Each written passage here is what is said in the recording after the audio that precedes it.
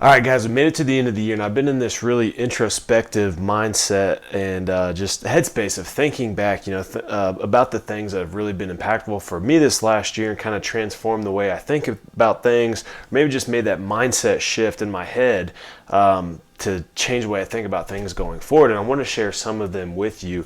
The biggest ones being from some of the paid courses or the big masterminds I went to this year. One being the Maui Mastermind, obviously in Maui, and the other a Guatemala trip just about a month ago. That was really less of a mastermind and more of an adventure trip with other real estate investors, but very impactful. And these two events, had like 15 and 25 people respectively, just all coming together to share their thoughts and their experiences and their business models and all these different things about how we could all collectively get better. And the same with some of these other, paid courses and trainings and online events over the course of the year. I wanted to share those with you to kind of package my thinking, what's really helped me and what I think will be really impactful going forward.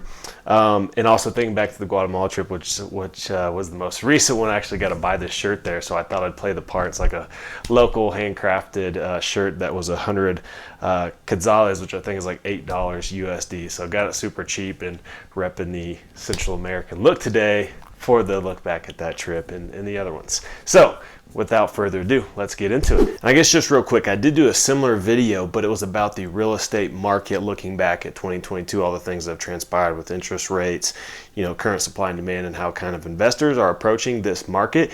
This one's going to be much more kind of business and mindset and just personal takeaways that I think are really helpful for your business, for real estate, whatever it may be. So difference there, just wanted to provide that discretion before we get into it. So now let's get into it.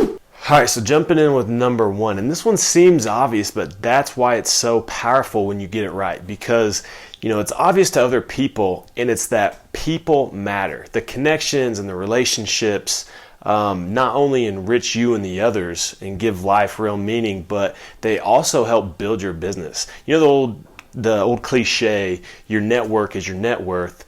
But that's true. Like, think about the biggest real estate investors or the biggest business owners and then think about how well connected those people are and the people that they know. And that sunk in for me this year. Number two, your personal brand with size and scale and time may become more valuable than anything you do or own. I find this idea of really thought-provoking, though I'm not 100% sure if I buy into it. But think about it. Kylie Jenner became a billionaire through influencing in social media. She gets known and she gets eyeballs. And then think of someone like Alex Hormozi, who's blown up over the last year, along with his businesses, because he's out in front of people becoming and being known. And in the long term, you're only as good as your reputation. So the more you get out there, and the more you build your personal brand, the more weight you're going to carry into, getting into new opportunities, new social circles, and then even more opportunities that brings. And I really like this quote by Grant Cardone: "The best known beats the best."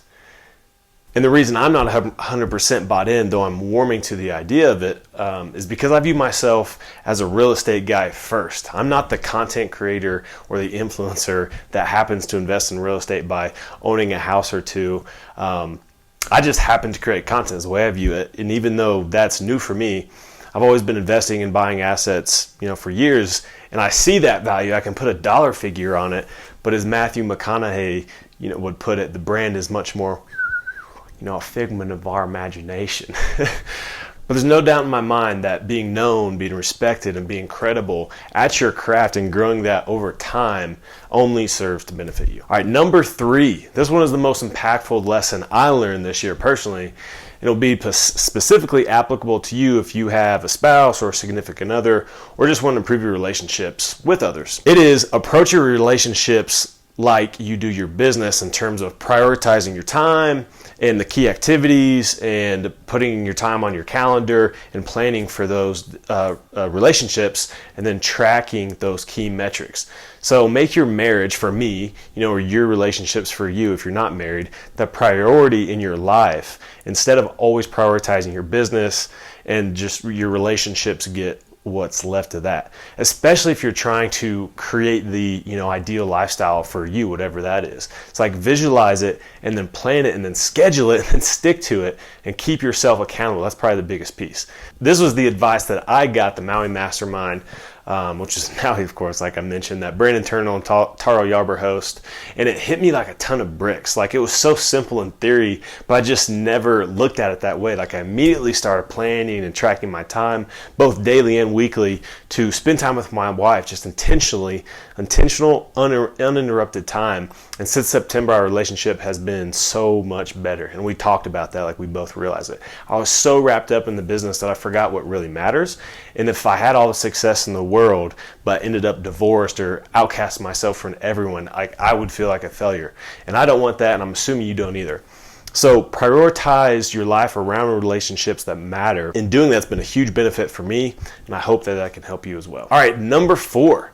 This one comes into capital raising, and is that capital raising is the ultimate limiting factor to growth. So you can turn the dial to find more deals, right? Like increase your outbound calls, send more mailers, adjust your sales script to convert more. You have those dials to turn, or those levers to pull to increase your output. And the same goes with hiring and improving your operations. But if you run out of available capital, you're kind of stuck. Like, how many of you have been primed up, found a good deal, but it was really just too expensive, and you seriously doubted your ability to fund and close it because of how much money you needed to bring to the table, or even maybe got the deal under contract and had to back out because you didn't have that money readily available like you thought you would. So capital is the ultimate ceiling, and if you want to not be limited and miss opportunities, you have to focus on that capital stack, aka your available money to invest. So you have to take capital raising, money raising as seriously as you do deal sourcing and other things in your business. All right, number 5 here. Building off the last point, available capital can kind of feel like a chicken and an egg problem. Like, how do I raise capital if I don't have a deal? And how do I get into a deal or like find the deal and have the confidence if I don't have the money? And trust me, I've been there. I might currently be there. But I've said this in a past video, but it's that what was impactful for me, and you probably heard it in the last video, but I want to hammer it home, is also at the Maui Mastermind. I was talking with Brandon Turner, the Bigger Pockets OG, and started Open Door Capital, has like 7,000 units now, and I'm sure has raised over $100 million. He told me something that clicked. He said, when it comes to growing your business, and specifically with raising money to grow your real estate business, you have to dig your well before you're thirsty. That means if you want to start drinking from that sweet pool of private investment capital, you need to start digging now. You have to focus your content, the content you put out, the relationships you build, and like the situations you put yourself in to raise that money when it's needed. He told the story of his first raise and how hard it was. He had like $3 million that he needed to raise for this deal or this fund, and it was super tough for him and his team. They almost didn't make it.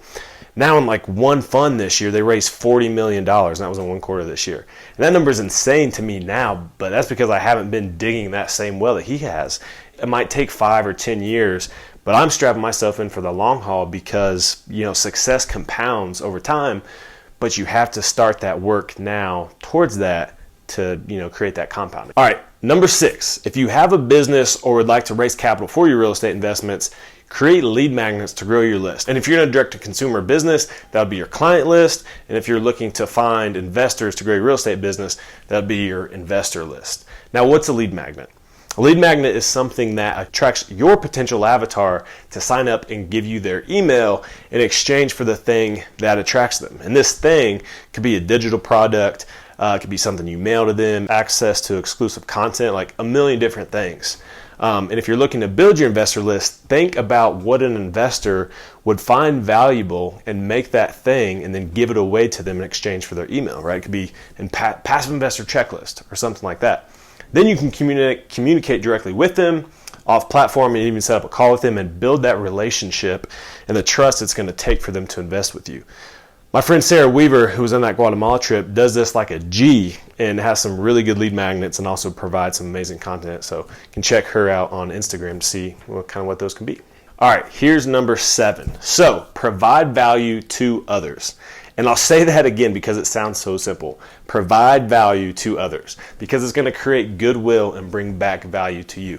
That isn't only the only reason. You also like get to help people and make their lives better in whichever way you provide value.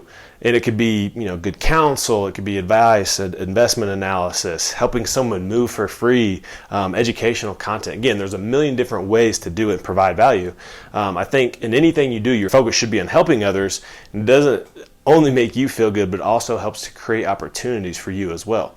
And every good business is built on providing value to their clients and their customers. So find the value you can provide, and it may open up doors for new opportunities for you. All right, number 8 here is set yourself apart by spending time and money on your education and skills.